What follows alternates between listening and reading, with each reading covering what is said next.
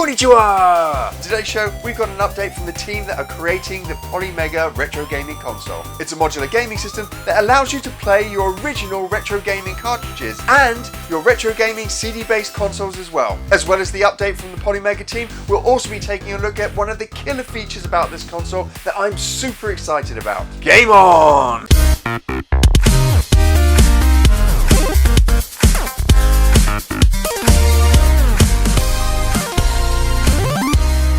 Welcome back to the Retro Gamer Boy channel. My name's Mike, and in today's show we are going to be checking out two updates that I managed to get directly from the Polymega team. Now, if you're unsure what the Polymega is, then you can check out my video here where we take a look at the console, we break down the features, and we ask if the Polymega is going to be worth your money. Now, the Polymega is one of a number of modern retro gaming consoles that hopes to cash in on the retro gaming revival that's happening at the moment. Now, the Polymega has a number of features that separate it from the current competition. Up till now, most of these modern retro gaming revival consoles have been cartridge based, but the Polymega is one of the first to introduce a CD-based system, allowing you to play your original gaming collection from consoles like the Mega CD, the Neo Geo CD, the Saturn, and the PlayStation. The console also has a modular system to it, which allows you to customize which gaming cartridge console that you want to play. You simply pop off one module and stick on another, and you can go from playing your Sega Genesis to playing your Nintendo Entertainment System. It also has some pretty cool upscaling hardware in it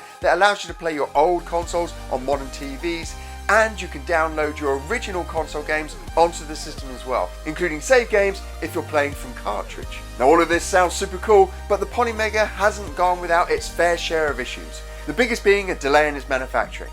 Now, the big reason for the delay is that the 14nm Intel CPU that the console will use has been in short supply from Intel themselves. And the team at Polymega have just confirmed that this supply issue has been resolved, although Intel have confirmed that their supply issues continue into 2020. And this is great news, because this means that they can put the Polymega into full production and we can all get our Polymegas for Christmas.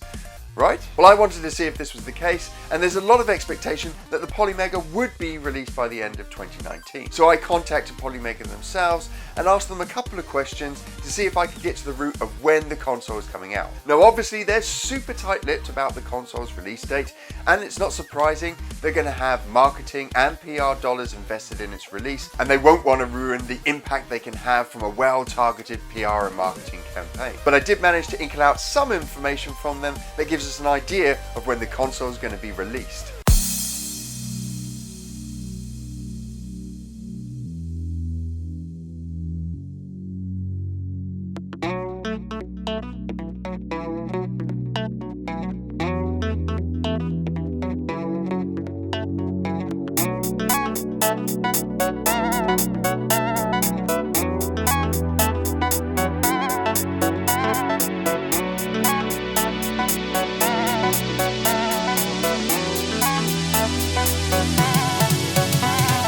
So I contacted the Polymega team and asked them if we can expect a Q4 2019 release. So Q4 being October, November, December this year. Now, predictably, the team came back and said they cannot confirm the release window.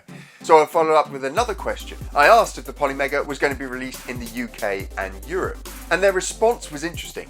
They said they've got nothing definitive confirmed for a worldwide release, but that they are looking into the possibility of a worldwide release. Now, this was a really interesting reply for me, because if we take that in context with the other information that we've had over the last couple of weeks and my original question, it definitely doesn't point to a Q4 release. Let's consider this. They've only just received their shipment of Intel 14nm CPU chips. This means that even if they've started manufacturing now, we're probably a good month or 2 months away from Polymega actually receiving the physical consoles themselves. The consoles have to come off the manufacturing line, go through the regulatory tests that they have to go through, and assuming that it's probably been made in China, they've then got to be shipped to the States. Now, all of this could still mean that they get consoles out by the end of the year to some consumers. Now, again, fair enough, you could argue that they're not going to tell me what quarter it is, even if it was going to be before Christmas, but I think the key bit of information here is that they've only just started considering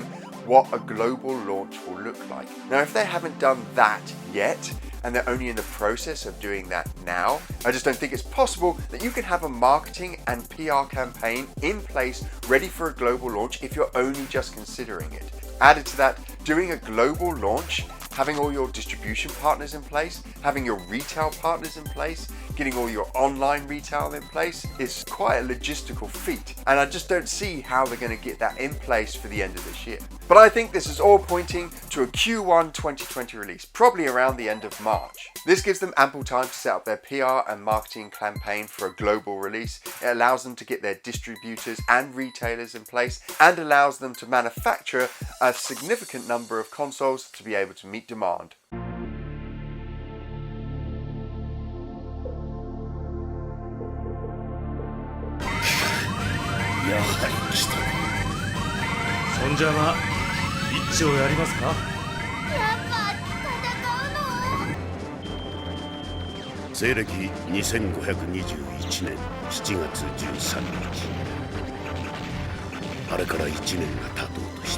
Now I'm still super excited for the Polymega. It has some really key features in there that are just killer for me, things that I definitely need in my games room. Now there's no getting away from it, it is a super expensive console, and if you buy fully into the ecosystem, you get all the modules, all the joypads and peripherals, this is likely going to cost you more than a brand new Gen 9 console, a brand new Xbox whatever, a brand new PlayStation 5 or whatever they choose to call that. It is going to cost you more than that. So if you're going to get into this ecosystem, if you're going to go all in, you need to make sure there are some killer features in there that you definitely need that justify the expense you're going to pay for this console. For me, there are a number of really cool features on the Polymega that are getting me excited about this console. First is CD support. Having CD support on this machine is killer. Being able to play my Saturn games, my PlayStation games, my Mega CD games, my Neo Geo CD games is awesome. Now I have all of those consoles around here, but just having one unit where I can go through the games hassle-free is awesome. And being able to play them on my 3 big HD screen TVs is going to be brilliant. I love the fact that you can download the games onto the original console as well. For me, this is a brilliant feature. And with its 32 gig solid state drive and expandable memory, you can pretty much have your entire game collection on one console. But there's one particular feature for me, a feature that is so killer that it's almost assuring that I'm going to have to buy this console. And that's light gun support. Now, since I moved from a CTR setup to an LCD screen setup, I've missed out on light gun gaming. And I got super excited at the beginning of 2019 when I saw the Sinden Light Gun Kickstarter.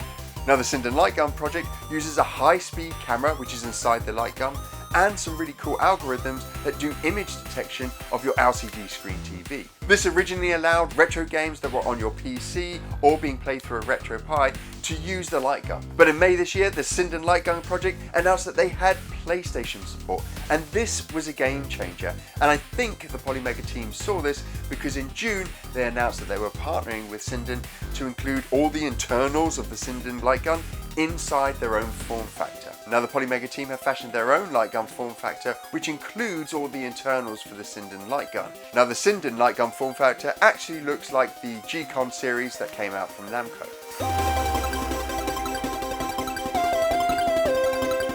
Are you looking forward to the Polymega, or do you hate these modern emulation retro gaming consoles? Why not share your thoughts on this and anything retro gaming with me and the community in the comments below.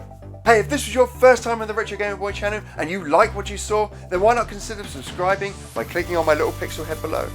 And I indulge myself every week playing retro video games and making retro video game videos, some of which you can check out here.